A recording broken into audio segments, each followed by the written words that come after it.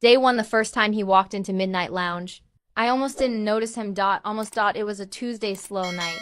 Just a handful of regulars nursing drinks and pretending they had somewhere better to be. I was wiping down the bar, mentally, calculating if my tips would cover this month's rent, when the door opened and the temperature in the room seemed to drop. He was tall, well over 6 feet, with dark hair and darker eyes that swept the room with the kind of assessment that spoke of danger. Everything about him screamed money and power, the perfectly tailored black suit, the expensive watch catching, the low lighting, the way he moved like he owned every space he entered. And maybe he did. This was his neighborhood after all. Everyone knew who controlled this part of the city. Even if we pretended not to, he chose the corner of the bar, the seat that gave him a view of both the entrance and the back exit. Smart. Paranoid. Necessary for a man in his position. "What can I get you?" I asked, keeping my voice professional, neutral. Rule 1 of bartending in this neighborhood. Don't ask questions, don't make assumptions, don't get involved. Macallan, 25. Neat. His voice was deep, accented Italian, I thought. He didn't look at me when he ordered. His eyes still scanning the room. I poured the expensive scotch, we kept it on hand for exactly this type of clientele, and set it in front of him. $45. He pulled out cash, laying down 100 without asking for change. Our eyes met for the first time, and I felt something electric pass between us. His eyes were nearly black in the dim lighting, intelligent and assessing. "Keep it," he said simply. I nodded my thanks and moved away, giving him space. The rest of the night, I was hyper-aware of him sitting there, nursing his single drink for 2 hours, watching everything and everyone. He left at 11:30 exactly, and I released a breath I hadn't realized I'd been holding. Day 47, he came every Tuesday and Thursday. Always at 9:30, always the same seat, always Macallan 25 neat. Always a $100 bill, always keep it. We didn't talk beyond my "what can I get you?" and his order. But I learned things anyway. The way he took exactly 1 hour to finish his drink, never rushed, never lingering longer. The way his eyes tracked every person who entered, categorizing threat levels with the precision of someone who'd survived by being observant. The way he dressed, always black, always expensive, always concealing what I suspected were weapons and scars in equal measure. And the way he watched me when he thought I wasn't looking. "Who is he?" Jenna, my coworker, whispered one Thursday night. "He's been coming here for weeks and he never talks to anyone. Just sits there looking dangerous and gorgeous." "I don't know and I don't want to know." I lied. Because I did know, or at least I knew enough. Luca Caruso, head of the Caruso crime family, owner of half the businesses in this neighborhood, including, I suspected, the bar where I worked. A man whose name people whispered with fear and respect in equal measure. And for some reason, he'd made my bar his regular spot. "He tips you like crazy, though," Jenna continued. "Must be nice having a sugar daddy." "He's not my sugar daddy. He's just a generous tipper." I moved away to serve another customer, but I felt Luca's eyes on me the entire time. Day 152, 5 months in. I could pour his drink before he ordered it. I'd have the Macallan ready when he walked through the door at exactly 9:30. Set it on his corner spot, and he'd nod his thanks without a word. We still didn't talk. Not really. But the silence between us had become comfortable, familiar, like we were two people who understood that words weren't always necessary. "You have a good memory," he said one Thursday, his first unsolicited comment in 5 months. Occupational necessity. "Customers like it when you remember their order." Is that all I am? A customer? His dark eyes held mine, intense and searching. "What else would you be?" I kept my voice carefully neutral. "I don't know yet." He took a sip of his scotch. "What's your name?" "Your real name, not the one on your name tag." I glanced at my name tag. It read Sarah, which was close enough to my real name without being exact. "Sarah's real enough." "Liar!" But he smiled slightly, the first real smile I'd seen from him. It transformed his face from dangerous to devastating. But I can be patient. I'm very good at being patient when I want something. "And what do you want?" "I'll let you know when I figure it out." He finished his drink, left his usual 100, and walked out at 11:30 exactly. I stood there holding the bill and trying to calm my racing heart. This was bad. Getting noticed by a man like Luca Caruso was dangerous. Getting noticed by him in a way that suggested interest was potentially fatal. I should quit. Find another bar, another neighborhood, another city. That's what I'd done before when things got complicated. But for some reason I couldn't bring myself to run. Not yet. Day 247, 8 months. That's how long he'd been coming to my bar, sitting in his corner, watching me work. 8 months of carefully maintained distance, of professional politeness, of pretending the tension between us wasn't building to something inevitable. You're good at this, he observed one Tuesday, watching me mix a complex cocktail for another customer. Not just making drinks, reading people, knowing what they need before they ask. It's my job. I slid the cocktail down the bar with practiced ease. It's a talent. He swirled the scotch in his glass. You could do better than this place. Better neighborhood, better clientele, better tips. I like this place. Mostly true. It's comfortable. Comfortable. He repeated the word like it was foreign. That's what you want? Comfortable? That's what I need. I met his eyes. Some of us don't get to want things, Mr. Caruso. We just survive. His expression shifted, something like recognition flickering across his features. So you know who I am. Everyone knows who you are. And yet you've never asked me for anything. Never tried to leverage our acquaintance. Never even acted nervous around me. He leaned forward slightly. Why? Because I mind my own business. I pour drinks, I collect tips, I go home. Your business is yours, Mr. Caruso. I don't want any part of it. Luca. His voice dropped lower. If I'm going to keep coming here, keep sitting at your bar, you should at least use my first name. I don't think that's appropriate. Sarah. The way he said my fake name made it sound like a caress. I've been coming here for 8 months. I've never missed a Tuesday or Thursday. I sit at your bar for exactly 1 hour, drink 1 scotch, and leave you $100 tip. Don't. You think that's earned us at least first-name familiarity? He had a point. Fine, Luca it is. Better. He finished his drink. Walk you to your car tonight. I don't have a car. Then walk you home. I'm working until 2 a.m. I'll wait. Said like it was the most natural thing in the world. Like a crime boss waiting. 3 hours just to walk a bartender home was perfectly normal. That's not necessary. It's after midnight in a dangerous neighborhood. It's very necessary. His tone left no room for argument. I'll be here when you finish your shift. He moved to a booth, pulled out a phone, and proceeded to conduct what looked like business for the next 3 hours. And when my shift ended at 2, he was there, waiting by the door with the patience of a man who'd learned that the best things were worth waiting for. This is really not. I started as we stepped out into the cool night air. Necessary, I know. You said that already. He fell into step beside me, his presence large and protective. Which way? I pointed, and we walked in silence for a few blocks. He kept himself between me and the street, his eyes constantly scanning our surroundings. Protecting me without being asked, without making it obvious. You do this often? I asked. Walk random bartenders home.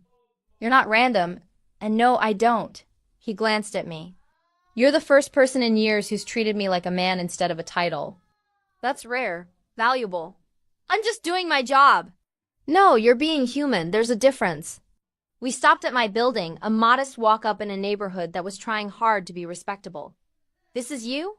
This is me. I pulled out my keys. Thank you for the walk. You didn't have to. I know. He didn't move away. Sarah, or whatever your real name is. Be careful. This neighborhood, it's not as safe as you think. And if you ever need anything protection, money, a favor, you come to me. Understood? Why would you offer me that? Because I protect what's mine, he said it simply, like it was obvious. And you've been mine since the first night I walked into that bar. You just don't know it yet. Before I could respond to that shocking declaration, he was gone, disappearing into the shadows like he'd never been there at all. I stood on my steps for a long time, trying to process what had just happened. Luca Caruso, dangerous crime boss, most feared man in the city, had just claimed me as his. Not aggressively, not threateningly. Just stated it as fact, like the sky being blue or water being wet. I should have been terrified. Should have packed my bags and run like I'd run before. Instead, I touched my lips and wondered what it would be like to be truly protected by someone who meant it. Day 275. Things changed after the night he walked me home. Not drastically. Luca still came every Tuesday and Thursday at 9:30 sharp, still ordered his Macallan 25 neat, still left a $100 bill. But now, when I finished my shift, he'd be waiting by the door to walk me home. Every single time.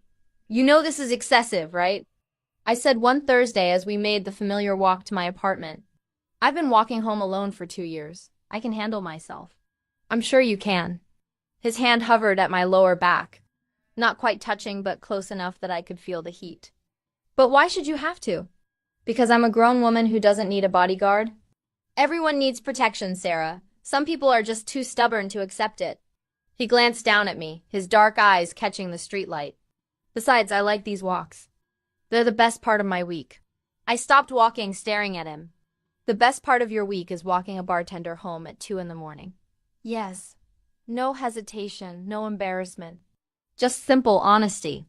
The best part is spending time with the only person in this city who looks at me and sees a man instead of a monster. Luca, I know what I am, Sarah. I'm not under any illusions. He started walking again and I hurried to keep up. I've killed people, hurt people, done things that would give you nightmares. But when you pour my drink and give me that little smile, you don't see any of that. You just see a customer who tips well. Is that what you want? To be seen as ordinary. I want to be seen as human. He stopped at my building, his usual dropping-off point. Even monsters want that sometimes. I should have gone inside. Should have said goodnight and locked the door between us. Instead, I heard myself ask, "Do you want to come up? For coffee?" His eyes widened slightly, the first sign of genuine surprise I'd ever seen from him. Coffee. Yes, coffee. The drink. Hot, caffeinated, sometimes with sugar.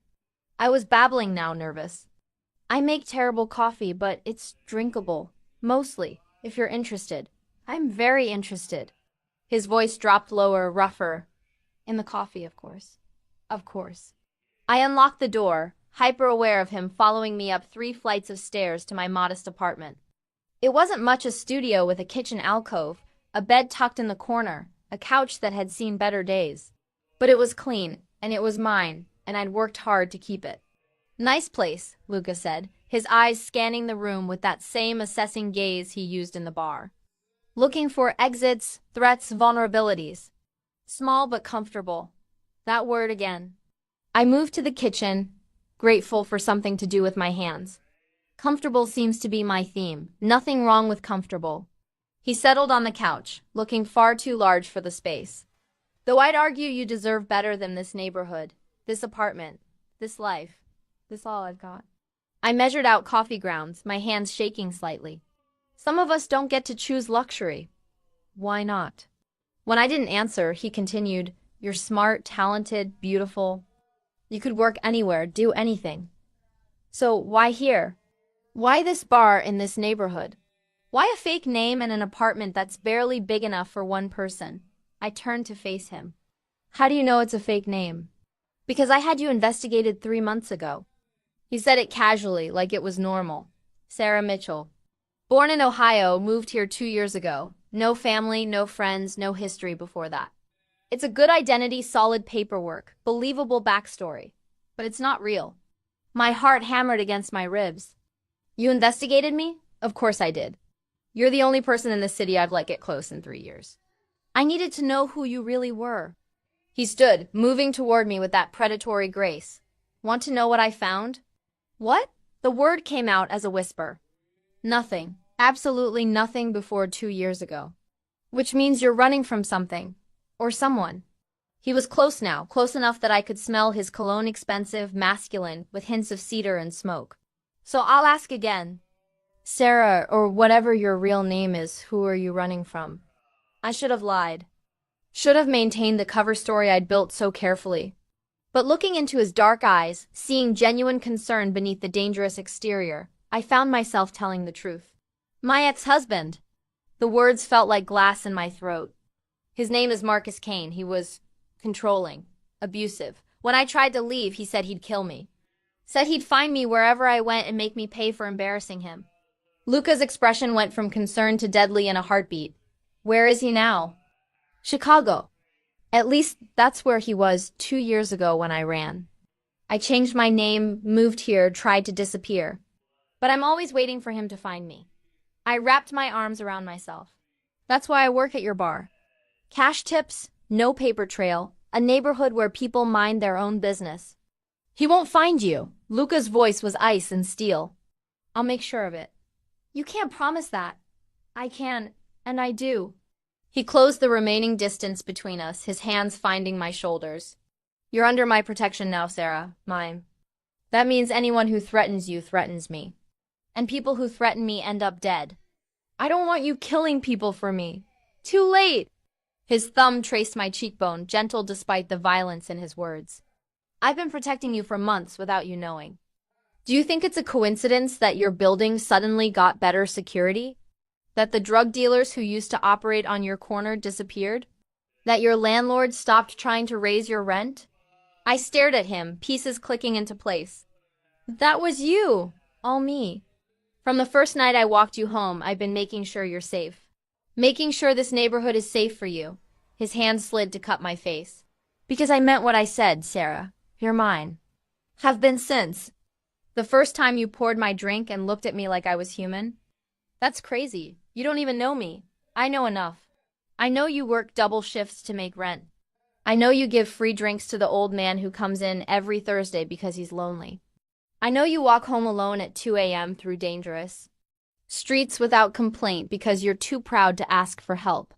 I know you're brave and stubborn and too good for the life you're living. His forehead touched mine. And I know that I haven't been able to stop thinking about you for 10 months.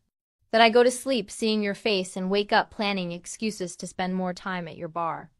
That I'm obsessed with you in a way that should probably concern both of us. Luca, I'm not asking you to love me. Not yet. But I am asking you to let me protect you. Let me move you somewhere safer. Somewhere that bastard ex-husband will never find you. Let me give you the life you deserve instead of the one you're settling for. I can't just accept that from you.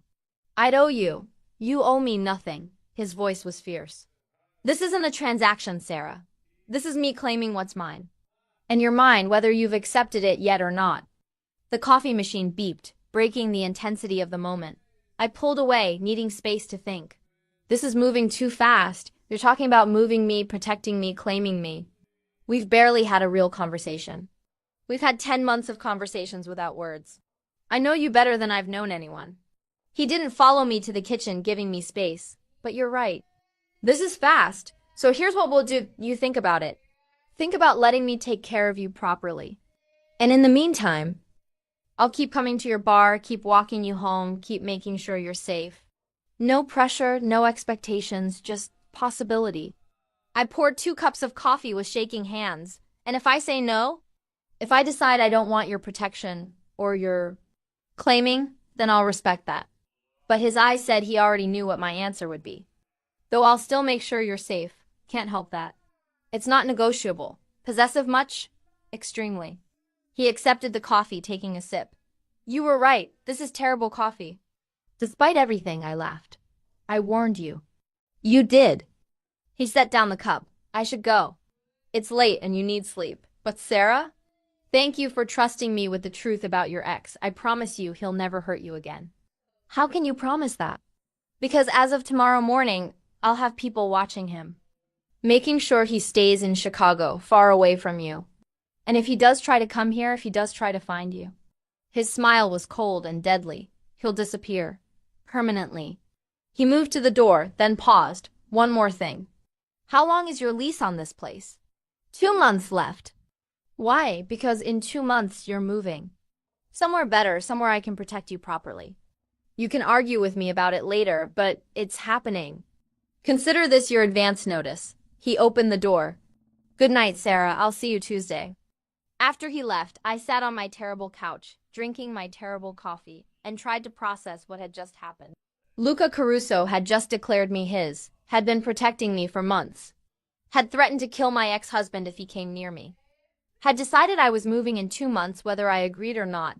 It should have terrified me. The possessiveness, the certainty, the casual violence. But instead, I felt safe. For the first time in 2 years, I felt like maybe I could stop running. Stop looking over my shoulder. Stop living in fear that Marcus would find me and make good on his threats. Because I had something now that I hadn't had before. Protection. Real. Dangerous, absolute protection from a man who meant every word he said. I touched my face where his hand had been, remembering the gentleness mixed with possession. Luca Caruso was dangerous, violent, and absolutely ruthless, but with me he'd been careful. Protective. Almost tender. Maybe monsters could be gentle. Maybe they just needed someone worth being gentle for. My phone buzzed. A text from an unknown number. Sleep well. You're safe. Lee saved the number and sent back. How did you get my number? His response was immediate. I have my ways. Also, new locks are being installed on your door tomorrow. Better ones. The current ones are a joke, possessive and controlling. Great combination. You have no idea. Good night, Sarah. I fell asleep smiling. And for the first time in 2 years, I didn't have nightmares about Marcus finding me. Day 289, true to his word. New locks appeared on my door the next morning. Professional grade, the kind that would take serious effort to break through.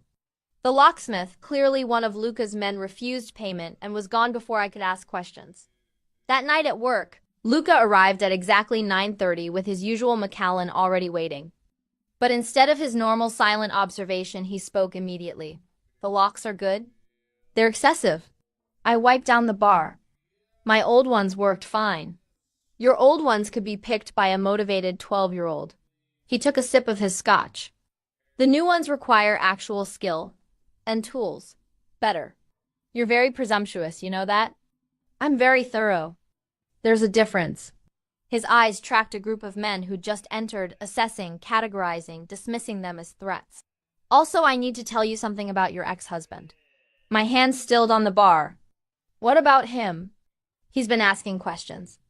Hired a private investigator last week to look for you. The investigator is no longer an issue. And Marcus has been strongly encouraged to stop looking. Strongly encouraged how? Do you really want to know? His voice was gentle, but his eyes were hard. I thought about it. Did I want to know if Luca had hurt people on my behalf? If he'd used violence and intimidation to keep Marcus away from me? No, I admitted. I don't want to know. I just want him to leave me alone. He will. I've made sure of it. Luca finished his drink, then added, also, I bought your building. I nearly dropped the glass I was holding. You what? Bought your building. Well, technically I bought the whole block. But your building was the priority. He said it like he was discussing the weather. Your landlord was planning to sell to developers who'd evict everyone and turn it into condos. Now I own it, and your rent is permanently fixed at what you're currently paying. Luca, you can't just buy my building. Already done. Closed yesterday. Your neighbors are also being protected from eviction and rent increases. Consider it community investment. He pulled out his wallet, but instead of the usual 100, he laid down $500 bills. Also, I'm taking next week off. Business trip to Italy. I'll have someone else walking you home. I don't need someone walking me home. Not negotiable. His eyes met mine, fierce and possessive. You're mine to protect, Sarah. When I can't do it personally, someone I trust will. Marco will be here Tuesday and Thursday at 2 a.m. He's good people, my second in command, completely trustworthy. This is ridiculous. I've been taking care of myself for years, and now you don't have to. He stood, moving around the bar to stand directly in front of me. Close enough that I had to tilt my head back to maintain eye contact. I know this is fast. I know I'm being possessive and controlling and probably scaring you. But Sarah, I meant every word I said. You're mine. And I protect what's mine with everything I have. I'm not an object to be owned. No, you're a woman who deserves to feel safe. Who deserves to sleep without nightmares. Who deserves someone willing to burn the world down to keep her protected. His hand came up to cut my face, thumb brushing my cheekbone. Let me be that for you, please. The please broke me. This dangerous, powerful man was asking, not demanding, asking for permission to protect me. Okay, I whispered. But we need rules, boundaries. This can't just be you making all the decisions. Agreed. Let's have dinner when I get back. Real dinner, not just you working while I watch. We'll discuss boundaries, expectations, whatever you need. He pressed a kiss to my forehead, brief, chaste, but it sent electricity through my entire body. I'll be back in a week. Try not to miss me too much. Arrogant, I accused, but I was smiling. Confident. There's a difference. He headed for the door, then paused. Sarah, thank you for giving me a chance. For not running. I know I'm a lot to handle. That's putting it mildly. His laugh was warm and genuine. I'll text you every day so you know I'm thinking about you. He was true to his word. Every day he was gone, I received texts. Day 1. Made it to Rome. The coffee here is better than yours, which isn't saying much. Day 2. Meeting with suppliers went well. Nobody tried to kill me, which is always a plus. How was work? Day 3. Miss your terrible coffee and even worse jokes. Come to Italy with me next time. Day 4. Bought you something. You'll hate it because it's expensive, but I don't care. Day 5. Almost done here. Can't wait to see you Tuesday. I found myself smiling at my phone constantly, crafting responses that were sarcastic and warm in equal measure. Jenna noticed immediately. Okay, who is he? She demanded Thursday night while we were restocking. You've been glued to your phone all week, grinning like an idiot. Please tell me it's the hot guy in the corner who tips like a millionaire.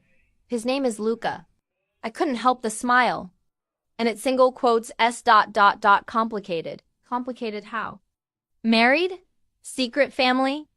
Witness protection? More like dangerously protective crime boss who's decided I'm his. I said it lightly, but Jenna's eyes went wide. Wait, are you serious? The Luca Caruso is into you? She glanced around, lowering her voice. Ava, that's either really good or really bad. There's no in-between with men like him. I know. I did know. But Jenna, when I'm with him, I feel safe for the first time in years. He knows about Marcus, about why I ran, and he's protecting me. Actually protecting me, not just saying he will. Just be careful, okay? Men like that, they don't do casual. If you're his, completely. That's a lot of intensity to handle. I'm starting to realize that. Day 296, Luca returned on Tuesday, arriving at the bar at exactly 9:30 with a small wrapped box. He set it on the bar beside his usual scotch. I said you'd hate it, he said by way of greeting. I eyed the box suspiciously. What is it? Open it and see. Inside was a phone, expensive, new, clearly top of the line. Luca, I have a phone. That phone is secure. Encrypted, untraceable, with direct lines to me and my security team. Your old phone is vulnerable. He pushed it toward me. I need to be able to reach you always. And I need to know you can reach me if something happens. This is excessive. This is necessary. Sarah, I'm gone sometimes. Business requires it. But I need to know you're safe when I can't be here to see it myself. So you use this phone. Your number is already programmed, along with emergency contacts. If anything happens, you call me. Understood? The intensity in his voice made me nod. Understood. Good. He visibly relaxed. Now about that dinner. Tomorrow night? I'll pick you up at 7. Wear something nice. I don't really have anything nice. Then we'll go shopping first. 6 o'clock tomorrow. I'll pick you up. We'll find you something perfect for dinner. He held up a hand before I could protest. Not a gift. A loan. You can return it after if it makes you feel better. But I want to take you somewhere nice, and you should have something to wear that makes you feel beautiful. You're very pushy. I'm very determined. Different thing. His eyes softened. I missed you. A week felt like a month. You texted me every day. Not the same as seeing you. Hearing your voice. Watching me work. He finished his drink. One more thing before I walk you home. Your ex-husband? He's officially no longer a problem. My heart stopped. What does that mean? It means he signed paperwork agreeing to never contact you, never look for you, never even think about you. He violated a restraining order I had filed on your behalf, and he's now under federal investigation for fraud. He'll be too busy fighting those charges to bother you ever again. You had him investigated? I had him destroyed. No apology in his voice. He hurt you, threatened you, made you run and hide and live in fear. That's unacceptable. So I made sure he'd never have the power to hurt anyone again. I should have been horrified. Should have questioned the morality of using that kind of power against someone. But all I felt was relief. Thank you. You don't thank me for protecting you. That's not how this works. He stood, offering his hand. Ready to go home? The walk to my apartment was quiet but comfortable. When we arrived, Luca didn't immediately leave like usual. Instead, he turned to face me on the steps. Sarah, I need to tell you something. About me, about my life, about what being with me means. Okay. I'm not a good man. I've killed people not in self-defense, not accidentally, but deliberately. I run an organization that deals in things that aren't always legal. I have enemies who would hurt anyone I care about to get to me. Being with me, accepting my protection, it puts a target on your back that wasn't there before. I know what you are, Luca. Do you? His hand cupped my face. Because once we cross this line, once we make this official, there's no going back. You become mine completely. Protected, cared for, given everything you need. But also claimed, possessed, kept. I'm not good at sharing, Sarah. I'm not good at casual. If you're mine forever. That's a lot of pressure for a first date we haven't even had yet. I know, which is why I'm giving you one more chance to run. After tomorrow, after dinner, I'm not letting you go. So if you have doubts, if you think this is too much, tell me now. I'll back off, leave you alone, let you live your comfortable little life without me in it. I looked at him, really looked at him. Saw past the dangerous crime boss to the man beneath.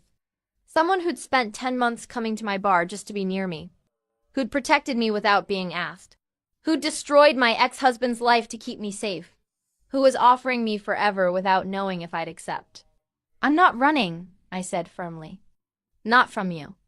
Not anymore. His smile was brilliant and relieved. Thank God, because I've been crazy trying to be patient. Trying to give you space and time to decide. I'm not a patient man, Sarah. Not when it comes to things I want. And I want you more than I've wanted anything in my entire life. That's very intense for someone you've barely had a real conversation with. I've had 10 months of conversations with you. Just not with words. He pressed a kiss to my forehead. Get some sleep. Tomorrow we go shopping, then dinner, then I'd tell you everything about my life. And then... He paused, his voice dropping lower. Then we decide what comes next. I think I already know what comes next. Do you? His eyes darkened with heat and promise. You said it yourself. I'm yours. Have been since the first night you walked into my bar. I just took a while to catch up. His kiss was claiming and gentle in equal measure. His lips moved against mine with the confidence of a man who knew exactly what he wanted and was finally allowed to take it. When we broke apart, we were both breathing hard. Tomorrow, he said firmly, stepping back before things could escalate. Tomorrow I'll do this properly. Court you like you deserve. But, Sarah, that kiss was a promise. Of what's coming. Of what will be. So prepare yourself.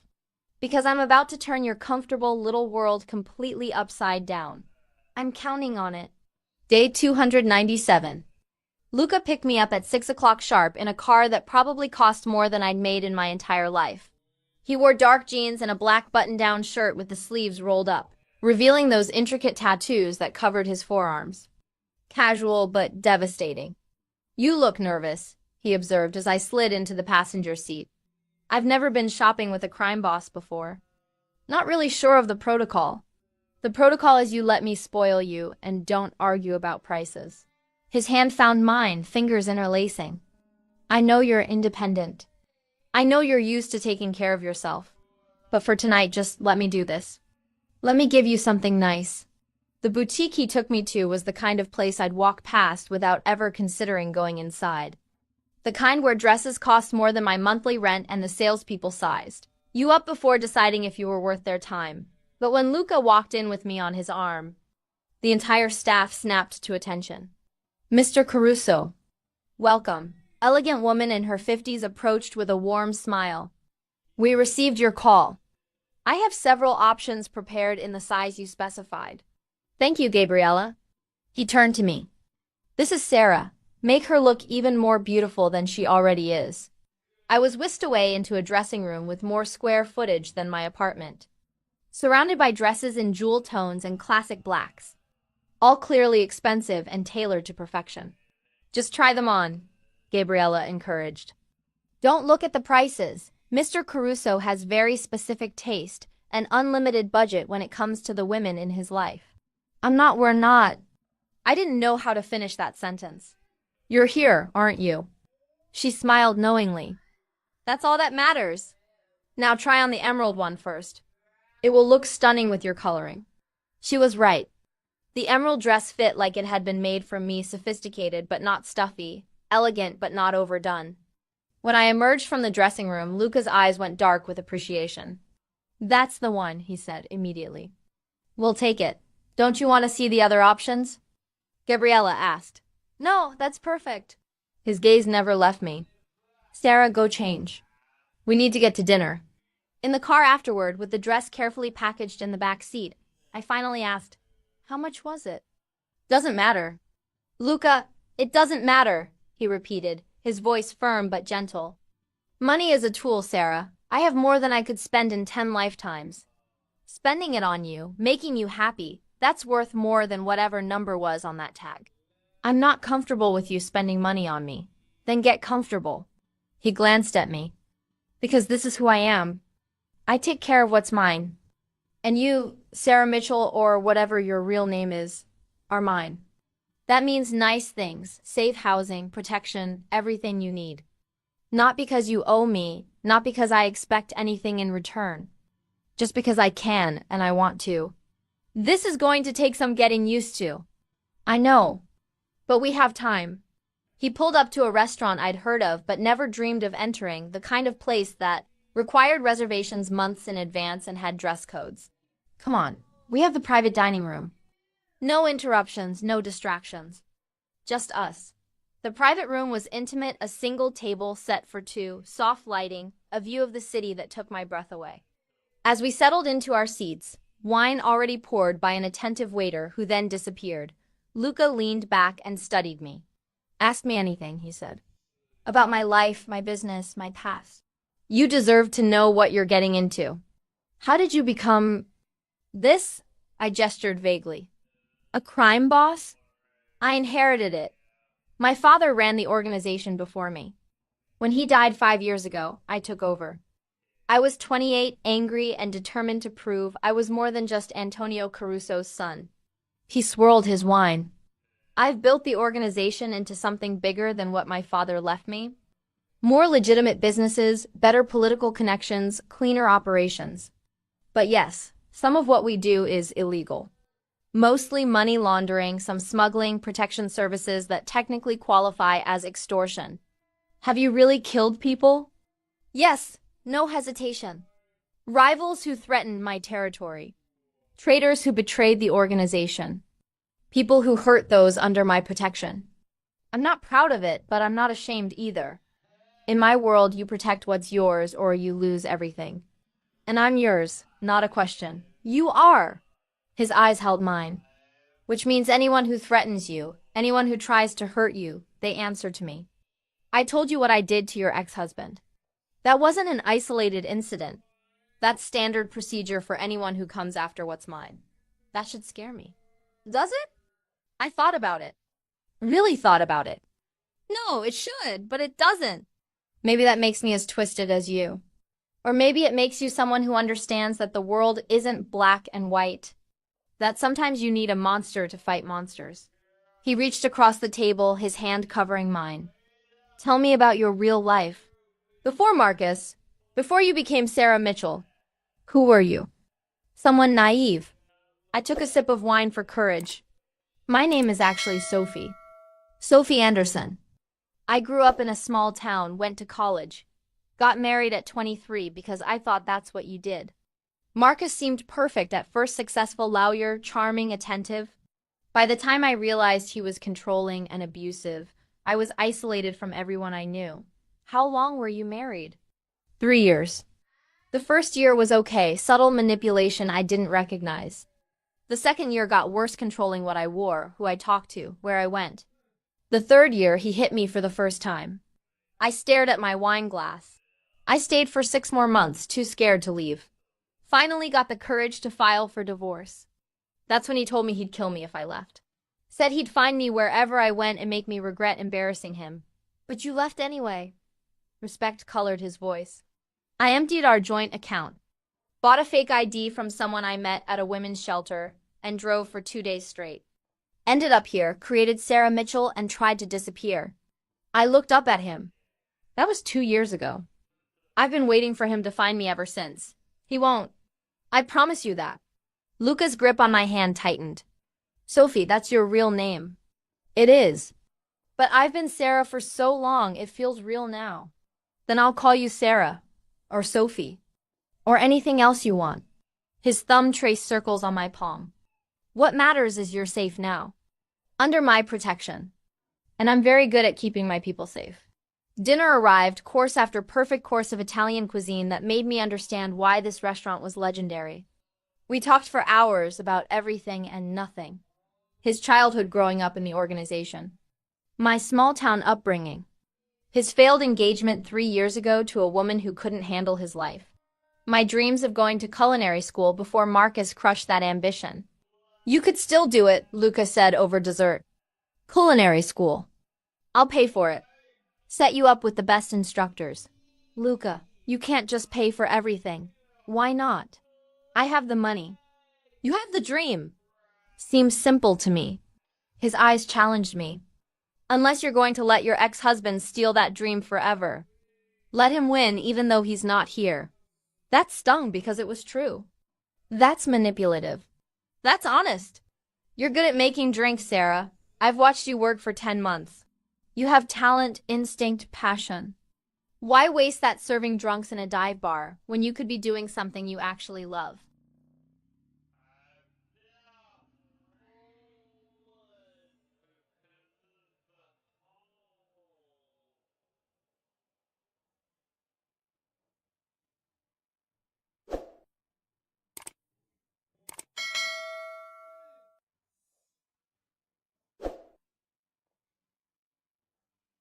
Because culinary school costs money I don't have, but I do. And I want to give it to you. He leaned forward. This is who I am. I take care of what's mine. That means safety. Yes. But it also means helping you become who you're meant to be. Not who Marcus told you you could be. Not who you had to become to survive. But who you actually are underneath all that fear and caution. You barely know who I am. I know enough. I know you're brilliant and brave and so damn stubborn you spent 2 years hiding instead of asking for help. I know you deserve better than pouring drinks until 2 a.m. in a neighborhood where you're not safe. I know you deserve someone who sees your potential and wants to help you reach it. His voice softened. Let me be that someone, Sarah, please. The please broke me again. Okay, but as a loan. I'll pay you back. Absolutely not. As a loan, I insisted. Or I don't accept. Those are my terms. You drive a hard bargain. But he was smiling. Fine. Interest-free loan. Repayment schedule to be determined after you graduate. Deal? Deal. I felt tears threatening. Why are you doing this? Being so generous with someone you barely know? Because I've been watching you for 10 months. Waiting for you to see what I saw from day one, that you're extraordinary. That you deserve everything I can give you and more. And because, he paused, seeming to struggle with the words. Because I'm falling in love with you. Sarah, have been since the first night you poured my drink and gave me that little smile that said you saw a man, not a monster. My breath caught. That's fast. That's honest. I don't do things halfway, Sarah. When I want something, I commit completely. And I want you. Not just for a night or a week or until the novelty wears off. I want forever. Want you in my home, in my life, in my bed. Want to wake up next to you and know that someone understands the darkness I carry. Want to give you everything you've been denied and watch you bloom into who you're meant to be. That's a lot of pressure. That's a lot of honesty. He stood, moving around the table to kneel beside my chair. I'm not asking you to love me back right now. I'm just asking you to give this a chance. Give us a chance. Move in with me. Let me protect you properly. Let me help you build the life you deserve. And maybe eventually you'll feel what I feel. But even if you don't, even if you never love me the way I love you, I'll still protect you. Still care for you. Still give you everything I can. Because that's what you do when someone becomes yours. I looked down at him, this dangerous, powerful man kneeling at my feet and offering me the world, and felt something shift inside me. Fear giving way to possibility. Caution giving way to hope. Okay, I whispered. I'll move in. I'll give us a chance. But Luca, I need you to understand, I'm broken. Marcus broke something in me. I don't know if I can love someone properly anymore. Don't know if I can trust that completely. Then I'll wait until you can. He pressed a kiss to my hand. However long it takes, Sarah, I'm a patient man when it matters. And you matter more than anything. You said you weren't patient. I lied. For you, I'll be as patient as necessary. He stood, pulling me to my feet. Come home with me tonight. See the space, see if you can imagine yourself there. No pressure, no expectations, just possibility. I should have said no. Should have taken things slower, maintained boundaries, protected myself from getting hurt again. But looking at Luca, seeing genuine love and devotion in his dark eyes, I found I didn't want to protect myself anymore. I wanted to live. Really live. For the first time in years. Okay, take me home. His smile was brilliant. Your wish is my command. Day 297. Continued. Luca's penthouse was everything I expected, and nothing I was prepared for. Floor-to-ceiling windows revealed the city sprawling below like a constellation of lights. The space was masculine, but elegant dark leather furniture, rich wood accents, artwork that looked expensive and original. But it was the details that caught my attention. Books stacked on side tables, a well-worn guitar in the corner, photographs in simple frames showing people who clearly mattered to him. This is beautiful, I said, moving toward the windows. And terrifying. How high up are we? 42nd floor. He came to stand beside me, his hand finding the small of my back. Does heights bother you? Only when I remember I'm standing on a thin piece of glass 42 stories above the ground. I press my palm against the window, cool against my skin. But the view is worth the terror. Agreed. But when I glanced at him, he wasn't looking at the city. He was looking at me. You're staring again. I'm appreciating. His hand slid around my waist, pulling me closer. Can't help it. You're in my home, wearing a dress I bought you, looking at me like maybe I'm not completely insane for wanting this. Hard not to appreciate that. You are a little insane. Completely insane, he corrected. But you're here anyway, which makes you either brave or crazy yourself. Probably both. I leaned into him, letting myself relax against his solid presence. Show me the rest? If I'm going to live here, I should see more than just the living room. His arm tightened around me. You mean it? You're really moving in? I said I would. I don't say things I don't mean. I turned to face him. But Luca, we need to establish some ground rules. I need my own space, at least initially. I can't just jump into sharing a bedroom with you. Too fast, too much. Guest room is yours for as long as you need it. No hesitation. I told you I'm patient when it matters. Though I reserve the right to eventually seduce you into my bed. Fair warning appreciated. I pulled away, needing to maintain some distance. What else is here? He gave me a tour, his office with multiple computer screens and security feeds, a gym that looked like it belonged in a professional facility, a kitchen that made my bartender heart ache with jealousy. And then the bedrooms. This is mine. He opened a door to reveal a massive space dominated by a king-sized bed with dark bedding. Masculine, organized, with minimal decoration except for a photo on the nightstand, a beautiful dark-haired woman smiling at the camera. Who was she? I asked, though I already knew. The failed engagement he'd mentioned. Isabella. We were together 3 years, engaged for 6 months before she died. His jaw tightened. Car accident. Wrong place, wrong time. She was coming to meet me for dinner when a rival family decided to send a message by running her off the road. Luca, I'm so sorry. It's been 3 years. I've made peace with it. But the pain in his eyes said otherwise. I tell you this because you should know I don't love easily, Sarah. When I commit to someone, it's completely. Isabella was the last woman I let get close before you. And losing her nearly destroyed me. And you're willing to risk that again? With me? Yes. He turned to face me fully. Because you're worth the risk. Worth potentially being destroyed again if it means having you in my life. The weight of that declaration settled over me. No pressure, right? All the pressure. But he smiled. Come on. Let me show you your room. The guest room was as large as his, with its own ensuite bathroom and a closet that opened to reveal clothes already hanging my size. My style, clearly prepared in advance. When did you have time to do this? I asked, touching a soft sweater. I've been planning this for weeks. Hoping you'd say yes, preparing for the possibility. He leaned against the doorframe. The bathroom has everything you need, toiletries, towels, whatever. Make yourself comfortable. This is your space, Sarah. Your sanctuary. I won't enter without permission. Thank you. I meant it. For respecting my boundaries. For not pushing. I told you I'm patient. He checked his watch. It's late. You should get some rest. I have an early meeting tomorrow, but I'll be back by noon. We can move your things from your apartment then if you're ready. That fast? Your lease is up in 2 months anyway. Why wait? His logic was sound. Besides, the sooner you're here, the sooner I can stop worrying about you in that neighborhood.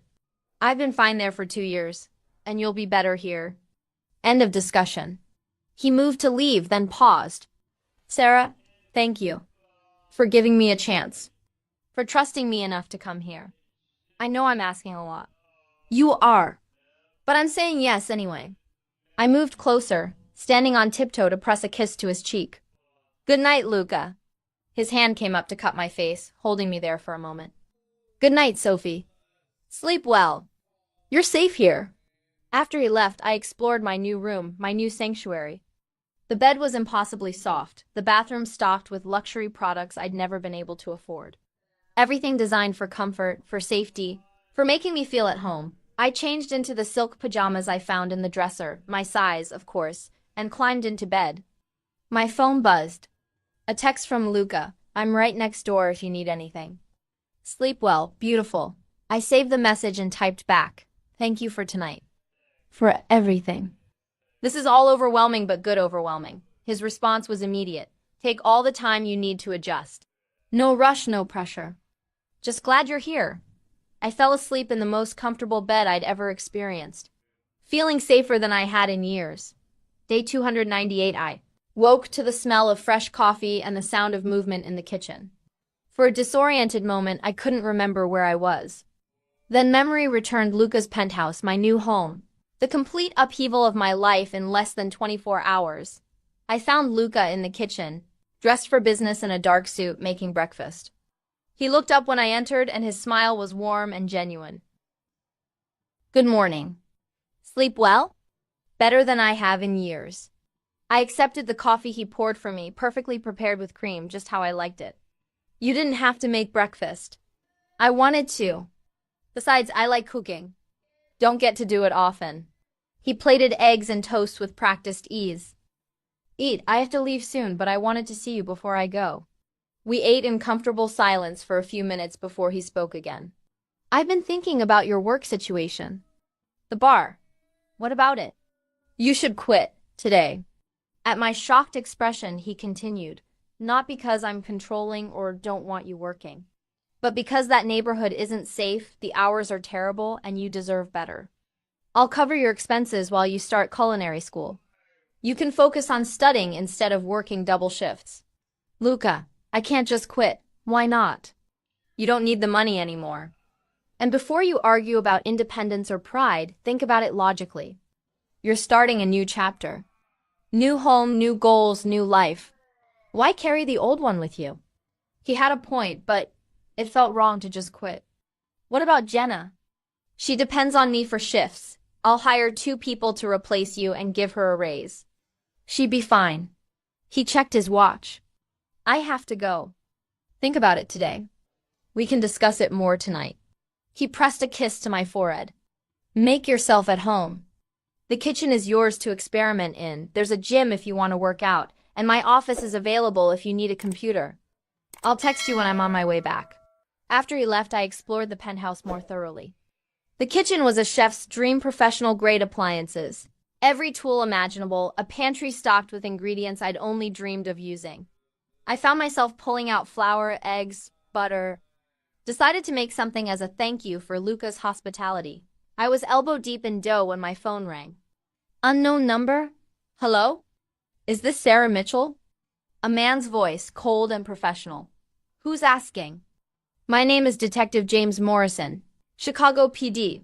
I'm calling regarding Marcus Kane. He listed you as his emergency contact. My heart stopped. Why are you calling me? We're not together anymore. I'm aware. But Mr. Kane was found dead in his apartment this morning. Apparent suicide. We're calling all listed contacts to notify them.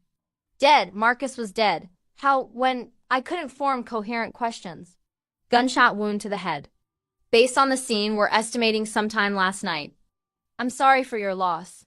Ms. Mitchell, if you have any information that might be relevant to our investigation. No, nothing. We haven't spoken in 2 years. I hung up.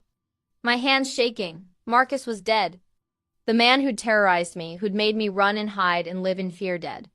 Suicide, the detective said. But I knew better. I called Luca immediately.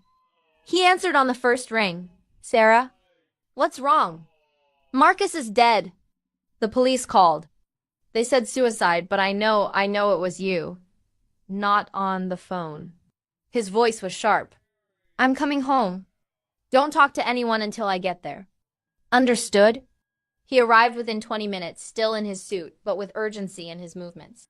He found me in the kitchen, the abandoned dough a testament to my interrupted baking. Tell me exactly what they said.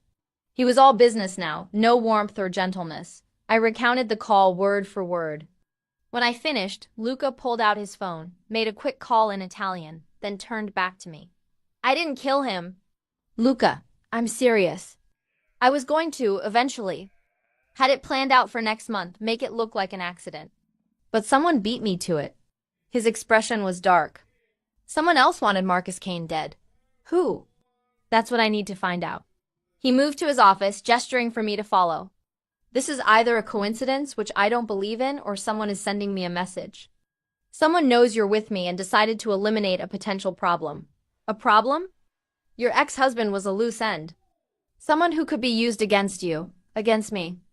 By killing him, someone either did me a favor or sent a warning. He pulled up security footage on his computer. I need to know which. This is insane. People don't just kill other people to send messages. In my world, they do. All the time. His eyes met mine. Sarah, I need you to think. Is there anyone from your past who might have done this? Anyone who knew about Marcus knew you were hiding from him? No, I didn't tell anyone except you. I didn't have anyone to tell.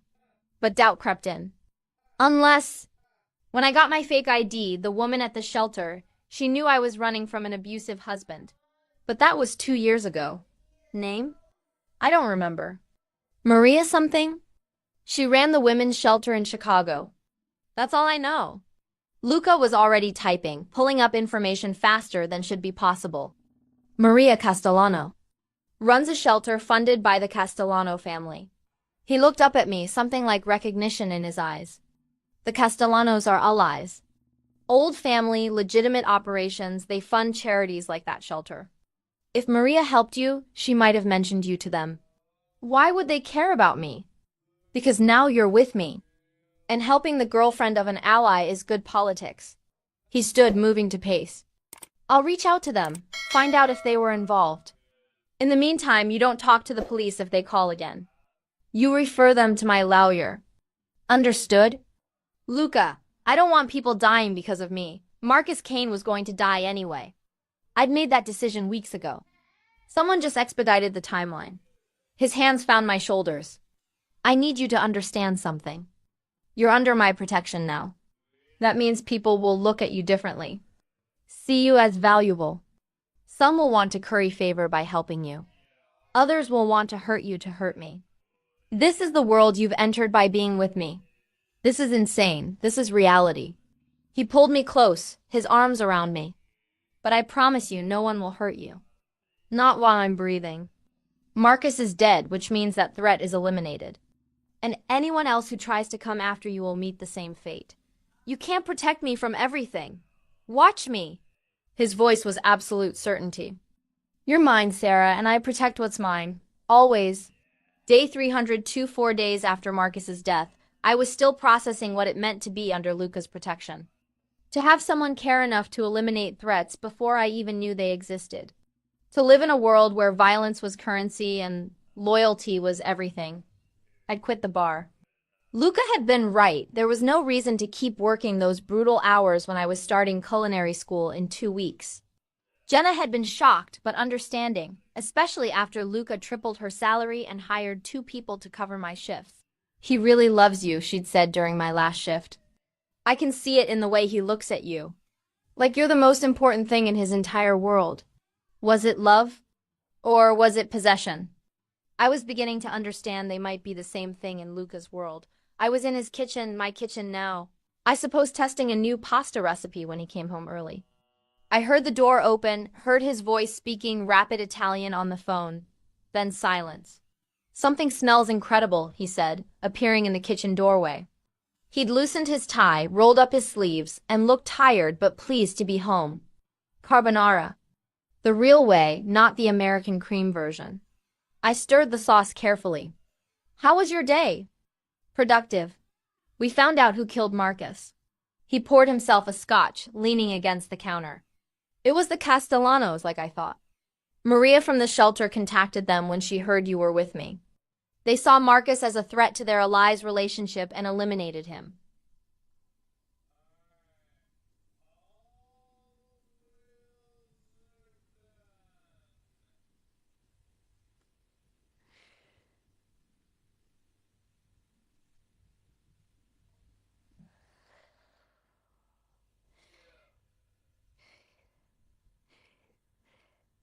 My stomach churned.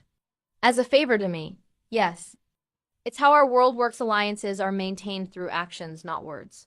They removed a problem, earned my gratitude, strengthened our relationship. He took a sip of his drink. I sent them a gift as thanks. Very expensive wine, a donation to Maria's shelter, and a promise of future cooperation. You're not bothered that they killed someone? I'm bothered they did it without asking me first. But no, I'm not upset Marcus is dead. He hurt you. He deserved what he got. His eyes held mine. Does that make you think less of me? That I'm grateful someone eliminated your abusive ex-husband? I turned off the stove, the pasta ready but suddenly unappetizing. I don't know what to think. Part of me is relieved he's gone. Part of me is horrified people can just be killed like that, like it's nothing. It's not nothing. But it's necessary. He set down his glass, moving closer. In my world, Sarah, you protect what's yours with absolute certainty. Half measures get people killed. Mercy gets people killed. So when someone threatens what's mine, I eliminate that threat completely, permanently. And I'm yours. You are. No hesitation. Which means anyone who threatens you, hurts you, even thinks about hurting you, they answer to me. The Castellanos understood that. Acted on it. I'm grateful. I stared at him, this man who spoke of murder with the same casualness most people discuss the weather. This is my life now, isn't it? Violence and protection and debts owed in blood. This is your life if you stay with me. He cupped my face. I won't lie and say it gets easier. It doesn't. But it does become normal. And Sarah, you have to decide if you can accept that. Accept me. Accept what being mine actually means. What if I can't? Pain flickered across his features. Then I'll let you go. Give you money, a new identity if you want, protection from a distance. You'll be safe, taken care of, but not mine. Not in the way I want you to be. You'd really let me go? If that's what you need to be happy. His thumb traced my lower lip. But I'm hoping you won't ask me to. Hoping you'll stay. Give us a real chance. I thought about the past 10 months. The routine of his visits, the safety I'd felt when he started walking me home, the way he'd protected me without asking for anything in return.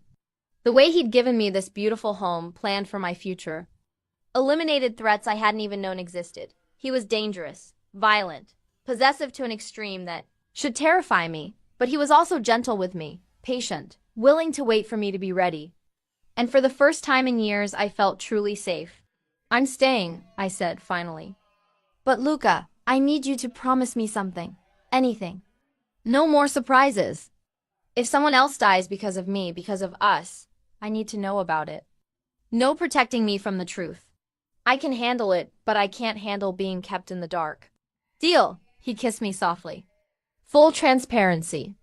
Even when the truth is ugly. Especially when it's ugly." I pulled back slightly. "Now eat." I made too much carbonara and I'm not eating alone. We ate at his dining table, our dining table, and talked about mundane things.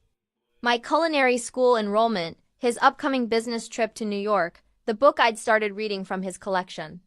Normal couple conversation, except we weren't a normal couple. "Move into my room," Luca said suddenly, between bites of pasta. "What?" "Move into my bedroom. With me. Not just your things, but you. Sleep in my bed, wake up beside me, let me hold you at night." His eyes held mine. "I've been patient. Given you space, let you adjust. But Sarah, I want you in my bed. Want to fall asleep with you and wake up knowing you're there. Want that intimacy. Luca, I'm not asking for sex. Not until you're ready. But I am asking for closeness. For the chance to hold you, to feel you beside me, to know you're really mine and not just staying in my guest room like a temporary visitor." His voice roughened with emotion. "Please, I need that." "Need you." The vulnerability in his admission broke down my last walls. Okay. Hope lit his features. "Okay, I'll move into your room tonight, but we're taking things slow physically. I'm not ready for more than sleeping beside you. I'll take what you're willing to give." He stood, pulling me to my feet. "Come on. Let's move your things now before you change your mind." "I'm not going to change my mind. I'm not taking that chance." But he was smiling. Genuine joy transforming his usually serious face. We moved my clothes from the guest room to his bedroom, hanging them beside his in the massive closet. My toiletries went into his bathroom, my books onto his nightstand. Slowly, his space became ours. "There," he said, surveying the changes. "Now it looks like you actually live here. I do live here. In my space, not just occupying it. There's a difference." He pulled me close, his arms around my waist. "Thank you. For staying, for giving me this, for being brave enough to let me in. You're the one who pushed his way in." But I was smiling. I was perfectly content serving drinks and avoiding emotional entanglements. "Lies. You were lonely and scared and living half a life. Now you're here. Safe, planning a future. That's not avoidance. That's living." He was right, damn him. "You're very wise for a crime boss. I'm very motivated when it comes to you." He pressed a kiss to my temple. "Now it's late. Let's go to bed." The phrase was simple, but the reality was complicated. I changed into pajamas in the bathroom, giving myself a pep talk in the mirror. "It's just sleeping. Just sharing a bed. Nothing more. But when I emerged and saw Luca already in bed, wearing only sweatpants, his tattooed chest on full display, my breath caught. He was beautiful in a dangerous way, all muscle and ink and barely contained power. "You're staring," he observed, patting the bed beside him. "You're half naked." "I sleep like this. But I can put on a shirt if it makes you uncomfortable." "No, you're fine." I climbed into bed, hyper-aware of him beside me.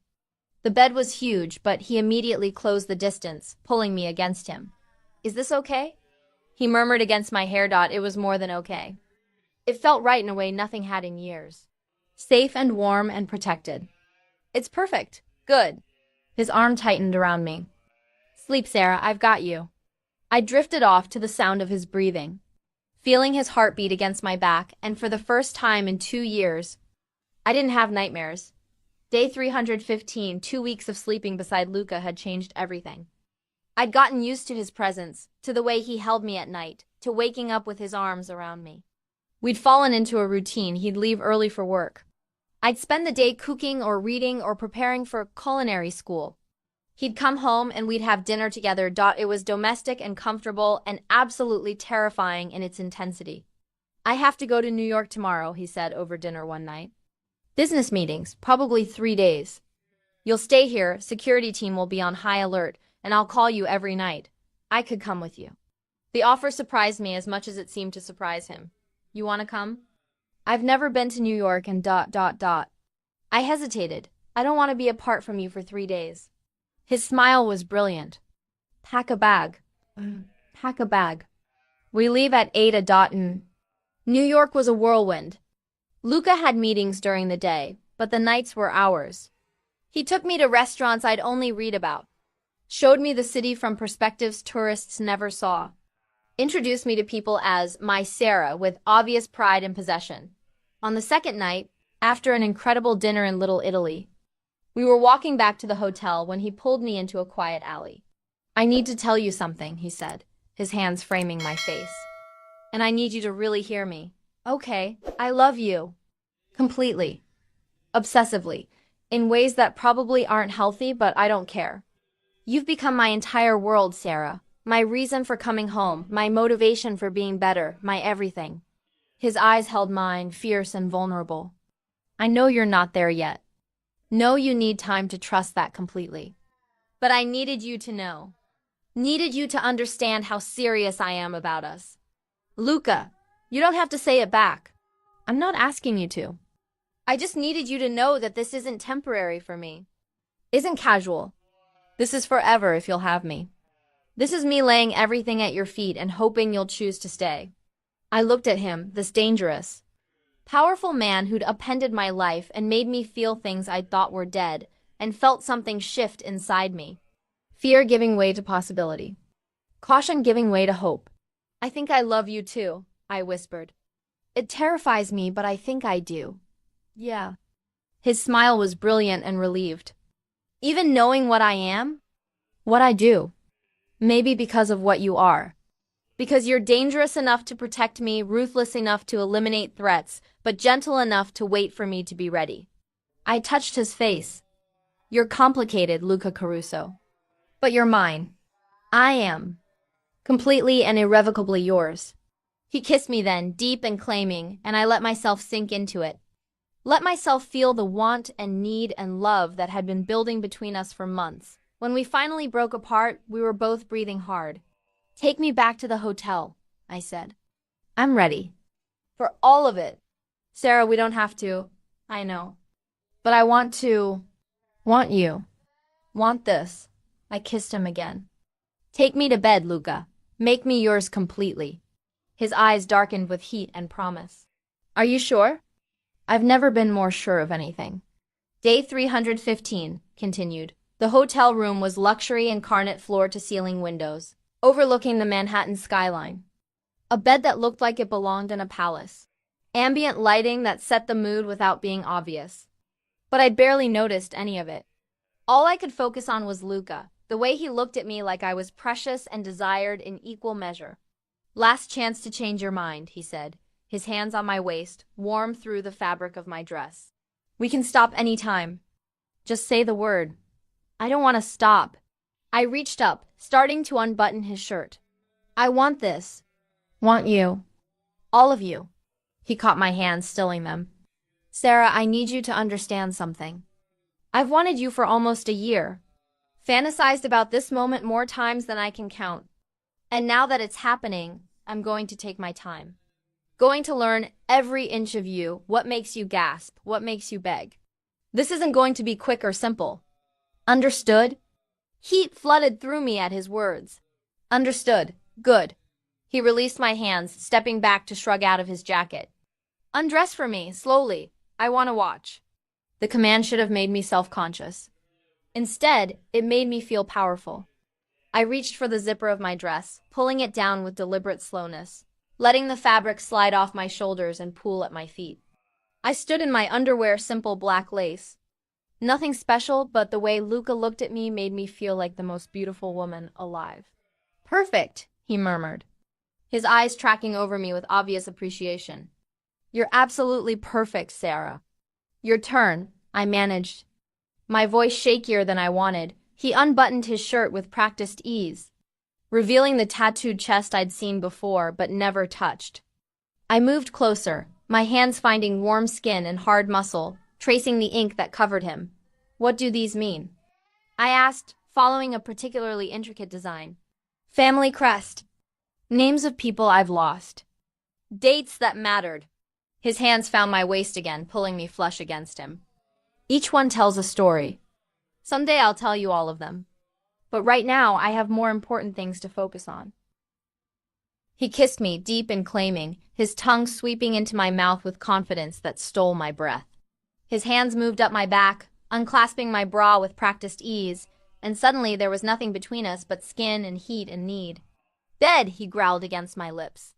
"Now!" I let him guide me backward until my knees hit the mattress. He laid me down gently, his body covering mine, his weight pressing me into the soft bedding. For a moment, panic flared memories of Marcus, of being pinned and helpless and hurt. "Sarah!" Luca's voice cut through the panic. "Look at me. You're safe. I've got you. We stop the second you want to. Okay." I focused on his face, on the genuine concern in his dark eyes. This wasn't Marcus. This was Luca, who'd protected me, waited for me, loved me without demanding anything in return. "I'm okay," I breathed. "Just old memories." "Keep going. You sure?" "I'm sure." I pulled him down for another kiss. "Make new memories with me. Better ones." He did. Slowly, carefully, he mapped my body with hands and lips and tongue, finding spots that made me gasp, that made me arch into his touch. He was patient and demanding in equal measure, building pleasure with the precision of someone who'd studied exactly what I needed.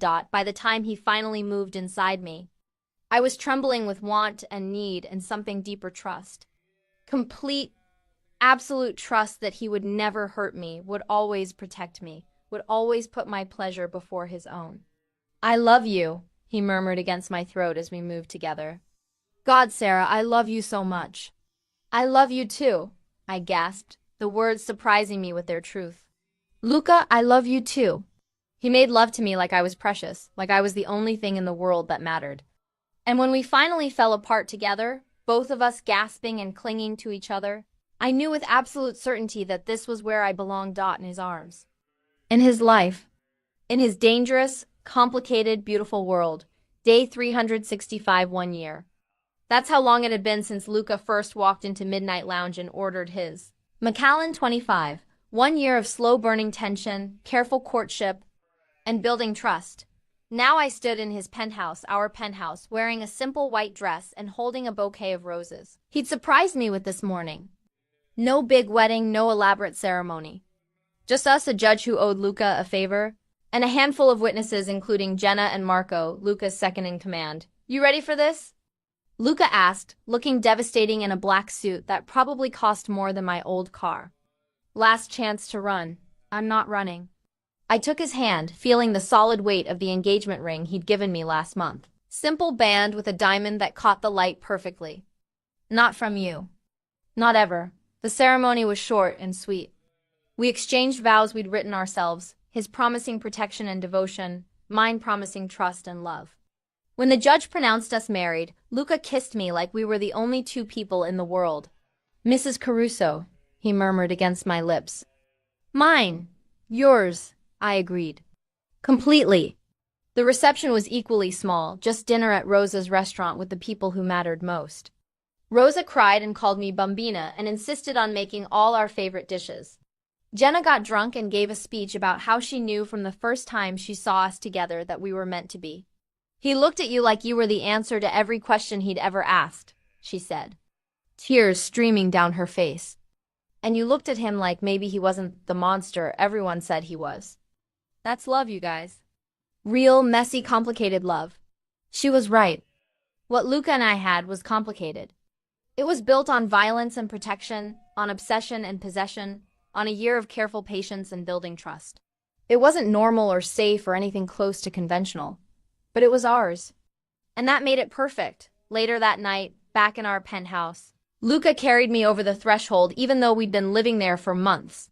"Tradition," he explained, setting me down gently. "My wife deserves every tradition." "Your wife?" I tested the words. Still sounds strange. Get used to it. You're stuck with me now. He pulled me close, his hands finding my waist. Forever, Sarah, you're mine forever. And you're mine. I reached up to loosen his tie. No, going back. Wouldn't want to. He kissed me softly. I'd been waiting a year to call you my wife. Best day of my life, hands down. Better than the day I agreed to move in. Better than any day before this one. His forehead rested against mine. Thank you. For trusting me, for loving me, for choosing to stay despite knowing exactly what I am. You're my husband. You're my husband. You're my husband. The man I love. That's what you are. I kissed him deeply. Everything else is just details. We made love that night as husband and wife, and it felt different somehow. More binding, more permanent, more real. Afterward, lying in his arms with the city lights twinkling outside our windows, I reflected on the past year. I'd come to that bar running from my past, hiding from a man who'd hurt me, living half a life out of fear. Now I was married to a crime boss, living in a penthouse, about to graduate from culinary school with honors. I had protection, purpose, and most importantly, love. What are you thinking? Luca murmured, his fingers tracing lazy patterns on my bare shoulder. About how much has changed in a year. How different my life is now. Better or worse? Better, infinitely better. I turned to face him. I was so scared when you first started paying attention to me. Scared of you, of what you represented, of getting hurt again. And now? Now I can't imagine my life without you. I touched his face, feeling stubble rough under my palm. You're the best thing that ever happened to me, Luca Caruso. Even though you're controlling and possessive and probably too protective for anyone's good. I prefer the term devoted, but he was smiling. And you love that I'm possessive. Admit it, maybe a little. I kissed him softly. Though I draw the line at you buying any more buildings I happen to live in. No promises. I like owning things connected to you. His arm tightened around me. Speaking of which, I have a wedding present for you. You already gave me a present. The culinary school tuition, remember? That was months ago. This is different. He reached into the knit stand, pulling out an envelope. Open it. Inside were keys and a deed. To a restaurant. In my name, Luca, this is too much. It's yours. A space to create, to build something of your own. I bought the building, but the restaurant is entirely yours. The concept, the menu, the design, everything. My wedding gift to my talented wife. His eyes held mine. You graduate in 2 months. I want you to have somewhere to practice your craft. Somewhere that's completely yours. Tears threatened. I don't know what to say. Say you'll name a dish after me. Something Italian and delicious. He was joking, but I heard the vulnerability beneath. Say you'll let me support your dreams the way you support mine. I will. All of it. I set down the envelope, throwing my arms around him. Thank you. For believing in me, for seeing potential I didn't know I had, for giving me the courage to build something. You had the courage all along. I just gave you the opportunity to use it. He held me close. That's what partners do, Sarah. We lift each other up. Make each other better. Build something together that neither of us could build alone. Is that what we are? Partners? Partners. Husband and wife. Best friends, lovers. All of it. He pulled back to look at me. Everything, Sarah. That's what we are to each other. Everything. 1 year LAT, or my restaurant, Zapore, I'd named it Italian for flavor, was thriving. Reservations booked months in advance, rave reviews in every publication, even whispers of a Michelin star.